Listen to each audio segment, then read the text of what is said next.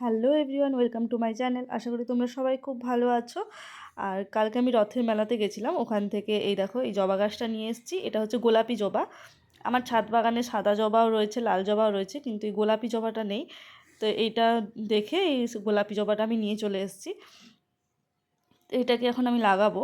আর আগের ভিডিওতে দেখেছো মেলা থেকে আমি যে দুটো টব নিয়ে এসেছিলাম, তো এই টবগুলোতেই লাগাবো। টবটা ছোট, তো এখন এই গাছটা এই টবটাতেই লাগাই, পরে বড় টব এনে ওটাতে আবার লাগিয়ে নিব।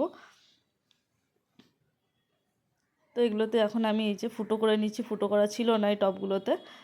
আর এখন এই দেখো এই যে মাটি ছিল আমার আগে থেকে ঝুড়িতে, আর এগুলোতে আমি পালং শাক লাগিয়েছিলাম, তো ওই ঝুড়িতেই মাটিগুলো রয়ে গেছে। আর এখন ওই মাটিগুলো দিয়ে এই গাছটাকে আমি লাগিয়ে নেব। তো নিচে অল্প একটু মাটি দিয়ে দিলাম, তারপর গাছটাকে বসিয়ে চারদিক দিয়ে ভালো করে মাটি দিয়ে দেবো আমি।